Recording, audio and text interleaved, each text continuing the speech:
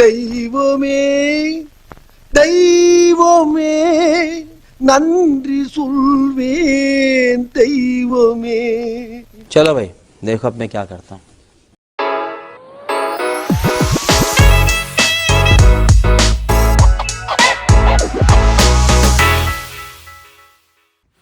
Hello internet, welcome back to my channel.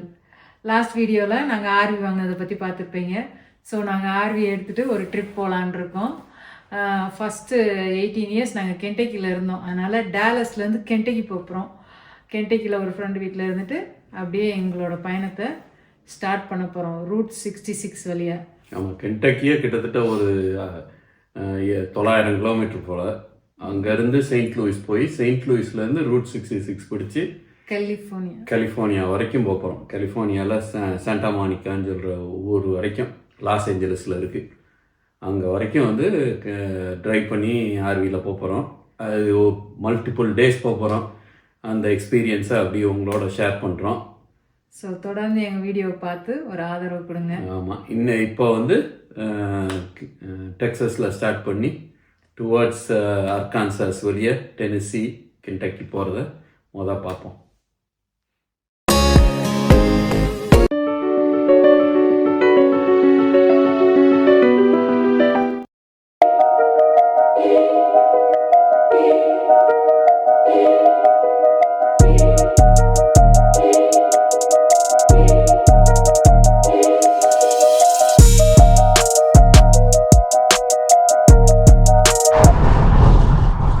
Rice டெக்ஸஸ்ல இருந்து கிளம்புறோம். ஒரு குட்டி லேக்கை தாண்டிட்டு இருக்கோம்.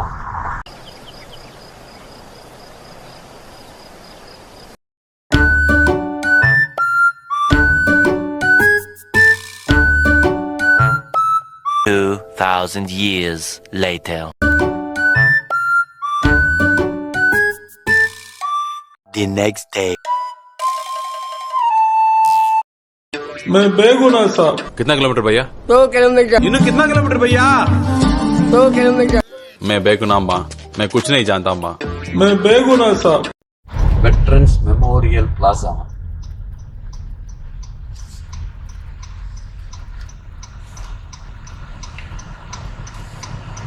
வெட்ரன்ஸ் மெமோரியல் பிளாசா ஒரு ஏர்கிராஃப்ட் ஹெலிகாப்டர்லாம் இருக்குது.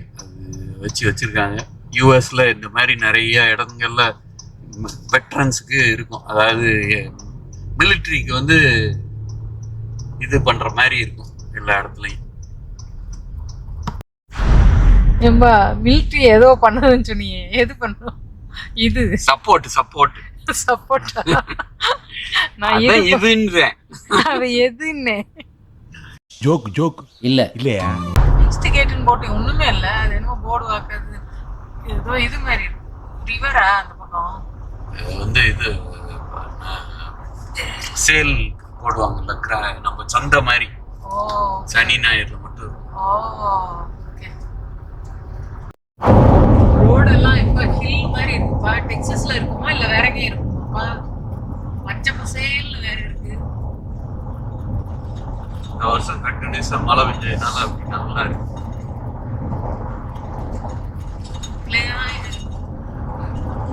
இந்த சைடு இது என்னதுப்பா? இது குட்டி குட்டியா கராஜ்ல ஸ்டோரேஜ். ஸ்டோரேஜ். டாக் வளர்க்கறதுக்கு வச்சிருப்பாங்களோ? ஏதோ மில் மாதிரி இருக்கு. வாழடைஞ்சு போயிருக்கு பாரு. எல்லாம் எல்லாமே இடிஞ்சு தோண்டு கிடக்கு. மூடிட்டு போயிட்டாங்க ஓனர்ல. இதெல்லாம் பார்த்தோம்னா மோஸ்ட்லி யூஎஸ்ல இந்த 20 வருஷத்துக்கு முன்னாடி 90s வரைக்கும் மேனுஃபேக்சர் பண்ணியிருப்பாங்க கிராமங்களில். இப்போ எல்லாம் போயிடுச்சு. எல்லாம் சைனாக்கு போனதுனால அந்த 90sலேருந்து இந்த மாதிரி எல்லாம் ஃபேக்ட்ரிஸ்லாம் ஷட் டவுன் ஆகி வெறும் பில்டிங்லாம் இத்து போய் கிடக்கு. எவ்வளோ சொத்து நஷ்டம். சின்ன ரோடுகள்லேருந்து இப்போ ஹைவேஸ் வந்துட்டோம். இங்கே டெக்ஸஸ் ஹைவேஸ் பார்த்தோன்னா 75 ஸ்பீட் லிமிட்டு. நம்ம ஆனால் 75 நம்ம காரில் ரெகுலராக போனோம்னா 75னா 80 மைல் ஸ்பீடில் போவோம். 85 மைல் ஸ்பீடு, அதாவது கிட்டத்தட்ட 140 கிலோமீட்டர் ஸ்பீடில் போவோம். நம்ம இப்போ ஆர்வியை கட்டி இழுக்கிறதுனால பார்த்தோன்னா 65 67 தான் போக முடியுது. 65 67ன்ற பட்சத்தில் அது கிட்டத்தட்ட பார்த்தோன்னா நம்ம ஊர் கணக்குக்கு ஒரு 96 98 இல்லை 100 105 வரைக்கும் சொல்லலாம். 105 மைல்ஸ் 105 கிலோமீட்டர் ஸ்பீடில் போனோம். அது போக பார்த்தோன்னா வண்டியும் கொஞ்சம் இழுத்து மைலேஜ்லாம் ரொம்ப இதாகத்தான் கொடுக்கும் போல இருக்கு. ரெகுலராக இந்த வண்டி வந்து 27 28 மைலேஜ் கொடுக்கும். அதாவது லிட்டருக்கு கணக்கு பார்த்தோன்னா 12 13 கிலோமீட்டர் கொடுக்கும் ஒரு லிட்டருக்கு. இப்போ பார்த்தோன்னா கிட்டத்தட்ட 17 18 மைல் ஒரு கேலன் கொடுக்குது. லிட்டர் கணக்குக்கு பார்த்தோன்னா கிட்டத்தட்ட 8 கிலோமீட்டர் ஒரு லிட்டருக்கு கொடுக்குது. 5 கிலோமீட்டர் குறைஞ்சி போகுது வெயிட் இழுக்கிறதுனால. 2000 கிலோ வெயிட் இழுக்கிறோம், அதனால அவ்வளோ ஒரு டிஃப்ரென்ஸு. அது போக வண்டி ஓட்டுறப்ப பார்த்தோம்னா இங்கே பாருங்க எவ்வளோ விஷயம் பார்க்க வேண்டியிருக்கு. இங்கே பின்னாடி நம்ம சைடு பின்னாடி உள்ள மிரரு கேமரா, வண்டி போகிறப்ப ட்ரக் முந்துனானுங்கன்னா அவனுங்க நம்மளை காற்றுல தள்ளுது. ஸோ ரியர் வியூ மிரரில் பார்க்க முடியாதனால அதுக்கு ஒரு கேமரா வச்சுருக்கு, அந்த கேமராவை பார்க்கணும். அப்புறம் மேப்பு, அப்புறம் பார்த்தோன்னா இது பார்த்தீங்கன்னா பிரேக் கண்ட்ரோலர். பின்னாடி உள்ள ட்ரெய்லரை வந்து இந்த பிரேக்கும் அந்த பிரேக்கையும் சிங்க் பண்ணுறதுக்காக கரெக்டாக இது பண்ணுறதுக்காக அந்த கண்ட்ரோல் வேறு, அது ஐஃபோன் ஆப் வெளியே பண்ணுறோம். ஸோ இவ்வளோ இதையும் பார்த்து ஓரியன்ட் பண்ணி ஓட்ட வேண்டியிருக்கு. ப்ளஸ் இப்போ வண்டி லாரிலாம் முந்துச்சுன்னா நமக்கு ஒரு ஆட்டம் ஆடுது பாருங்க, ஒரு த்ரில்லிங்காக ஓட்டிகிட்டு போகிற மாதிரி இருக்கு. ஆனால் டெக்ஸாஸ் ஹைவேஸ் கொஞ்சம் ஸ்ட்ரெயிட் ரோடாக வாங்கிட்டு பிளாங்காக ஓடிக்கிட்டு இருக்கும், ஃப்ளாட்டாக இருக்கும், ரொம்ப ஏற்றம் இறக்கம் இருக்காது. அது ஒரு நைஸ் திங். அடுத்த ஸ்டேட் அர்கான்சாஸ் மாறுவோம், அந்நேரம் அவங்களை மறுபடியும் காமிக்க ஆரம்பிக்கணும்.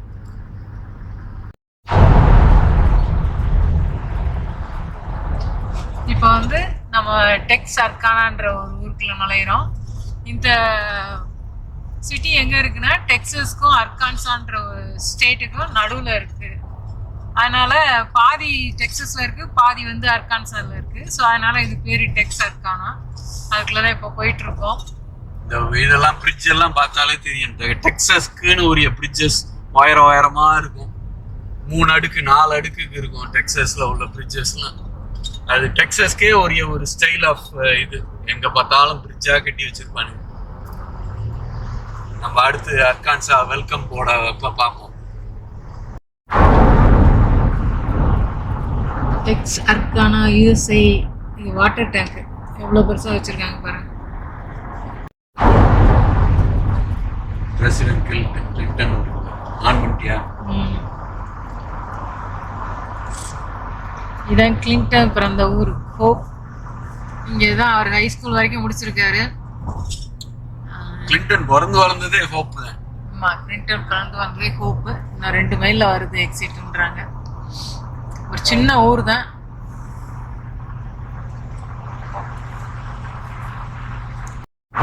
சின்ன ஊர் தானாலும் கிளின்டன் பிறந்தனால அது ஒரு ஸ்பெஷல் தான். அதுபோக இங்க இருந்து டைமண்ட் ஆஃப் கிரேட்டர் என்ற பார்க்கும் வந்து இப்போ போர்டு பாத்தீங்க இல்லையா, டைமண்ட் கிரேட்டர் ஸ்டேட் பார்க். அதோட எபிசோடு 1 ஆல்ரெடி நாங்க பண்ணியிருக்கோம். ஆமா, அத போய் பாரு. டைமண்ட் தேடி எடுக்கிறது ரொம்ப இன்ட்ரெஸ்டிங்கான ஒரு எபிசோடு. அதுல வந்து கிளின்டனோட மேரேஜ் அப்ப ஹிலாரி கிளின்டன் வந்து டைமண்ட் யூஸ் பண்ணது, இங்க இருந்து எடுத்துட்டு போன டைமண்ட் ஸ்டேட் பார்க்ல இருந்து எடுத்துட்டு போன டைமண்டை வந்து அவளோட கவுன்ல யூஸ் பண்ணியிருந்தாங்கன்னு அதுல போட்டு வச்சிருந்தாங்க நாங்க பார்த்தப்ப. நல்லா இருந்தது அந்த எபிசோடு. முடிஞ்சா பாருங்க, நல்லா இருக்கும். தெரியுது இறக்கமும் ஏத்தமும் வேற.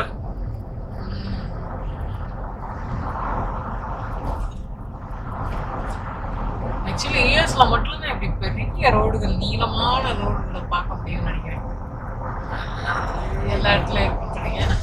யூரோப்லயும் நம்ம பார்த்துக்கணும், சின்ன சின்ன ரோடுகளாக தான் இருக்கும், கட் பண்ணி போற மாதிரி இருக்கும். ஆமா, இவ்வளோ லாங்கான ரோடு, எவ்வளோ தூரத்துக்கு தெரியுது. ஹாய், இப்போ வந்து லிட்டில் ராக்ல இருக்கோம். லிட்டில் ராக்ல உள்ள கிளின்டன் பிரசிடென்டியல் லைப்ரரியில் இருக்கோம். ஒவ்வொரு பிரசிடென்ட்டுக்கும் இந்த ஊரில் வந்து அமெரிக்காவில் வந்து லைப்ரரி வச்சுருப்பாங்க. ஸோ கிளின்டனோடது வந்து அவர் பிறந்த ஊரான அர்கான்சாஸ் ஸ்டேட்டில் லிட்டில் ராக்கில் வச்சுருக்காங்க. அதை போய் இன்றைக்கி பார்க்க போகிறோம். என்ன இருக்குன்னு தெரியல, உள்ளே போய் பார்க்கலாம். கிளின்டன் வந்து அர்கான்சாஸ் ஸ்டேட்டோட கவர்னராகவும் இருந்தார். இதே மாதிரி லைப்ரரி பார்த்தோன்னா ஜார்ஜ் புஷ்ஷுக்கு டெக்ஸஸ் டாலஸில் இருக்குது, ஒபாமாவுக்கு சிகாகோவில் இருக்குது. ஸோ எல்லா பிரசிடெண்ட்டும் அவங்க பீரியட் முடிஞ்சோடனே அந்த அவங்களோட ஸ்டேட்டில் ஒரு லைப்ரரி கட்டுவாங்க. அது மாதிரி உள்ள இந்த லைப்ரரியை உள்ளே போய் பார்ப்போம்.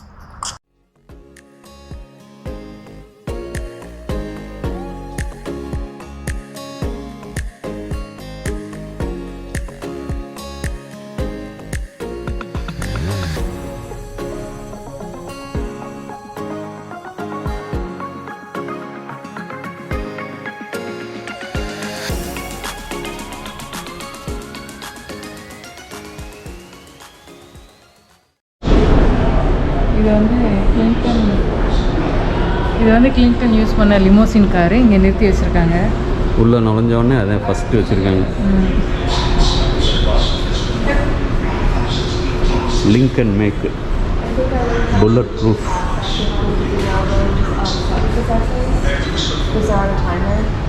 ஸோ உள்ளே பார்த்தோம்னா 2 பேர் உட்காந்துருக்க மாதிரி இருக்குது. உள்ளெல்லாம் என்ன இருக்குதுன்னு தெரில, பிளாக் கலராக இருக்குது.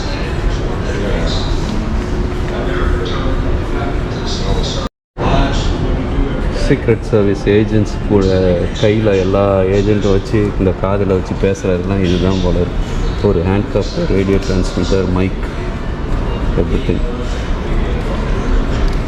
இன்ட்ரெஸ்டிங். பின்னாடி எவ்வளோ இது இருக்குது பாருங்கள், வயர்லெஸ் புரிய. சூப்பர். அடுத்து செகண்ட் ஃப்ளோர் போகிறோம்.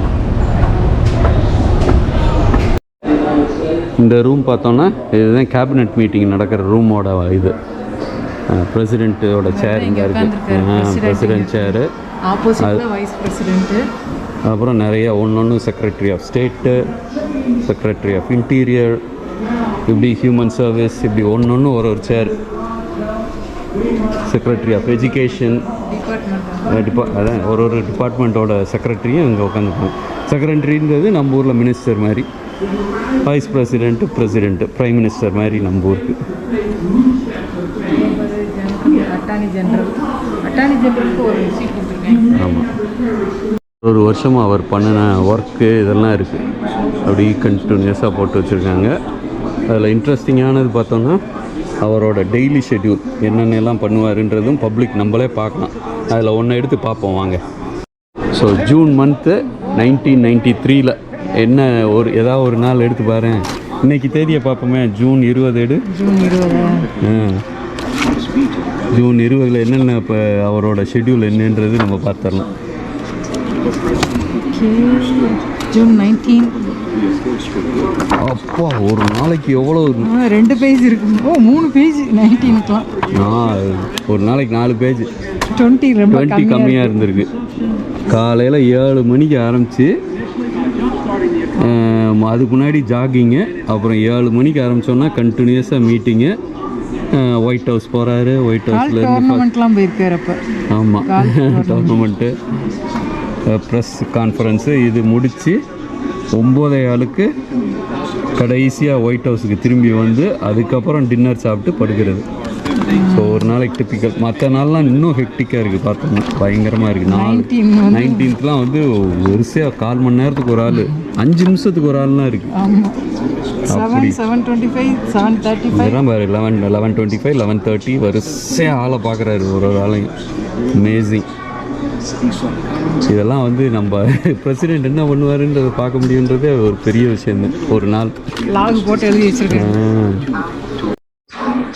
மாடர்ன் டே பிரசிடெண்ட்டில் கிளின்டன் தான் ஃபஸ்ட்டு டெஃபிசிட்டை வந்து ஃபிக்ஸ் பண்ணணும்னு நினச்சது. பார்த்தீங்கன்னா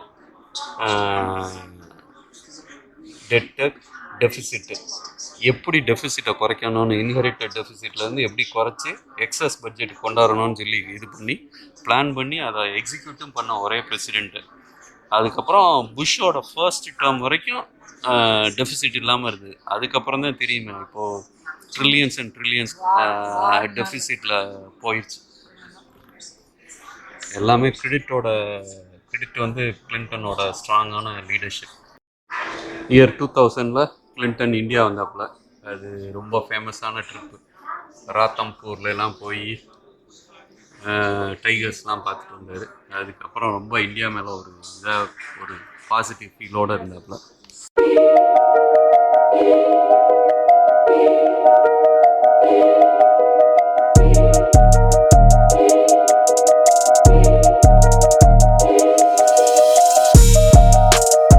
பேலன்ஸ் பண்ணாங்க. இங்கே வந்து கிளின்டன் கூட ஒர்க் பண்ண எல்லா லீடர்ஸ் நம்ம இந்தியாவிலேருந்து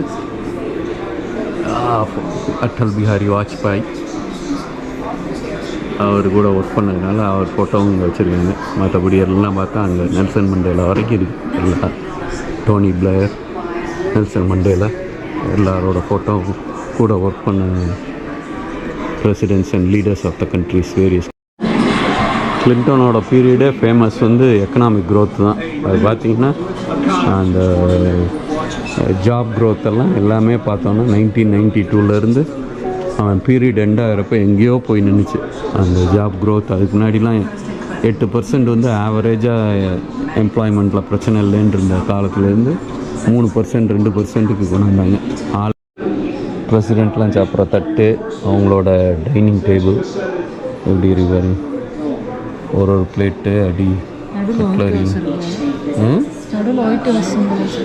ஆமாம் எல்லாத்துலேயும் அந்த பிரசிடென்ஷியல் லோகோ கிடைக்காத அளவுக்கு எக்கானமி மாறிச்சு.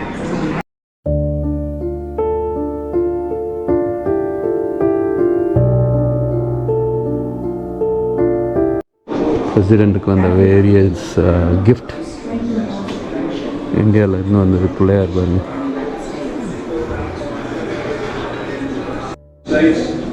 சார்மினார் சந்திரபாபு நாயுடு கொடுத்தாருன்னு சொல்லி போட்டிருக்கு. இதுதான் ஓவல் ஆஃபீஸ். இப்படி தான் பிரசிடெண்ட்டோட கிளின்டனோட ஆஃபீஸ் இருந்துச்சு.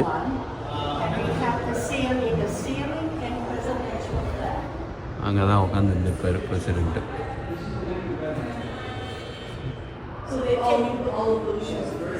ஆஃபீஸ் எல்லாம் கம்ப்ளீட்டாக உட்காந்துருக்கு. கிளின்டன் பிரசிடென்டல் லைப்ரரியை பார்த்து முடிச்சாச்சு. இங்கே நல்லா இருந்தது பார்க்குறதுக்கு. இந்த ஸ்டாப் இதோடு முடிச்சுட்டு அடுத்த ஊர்லேருந்து ஸ்டார்ட் பண்ணலாம்.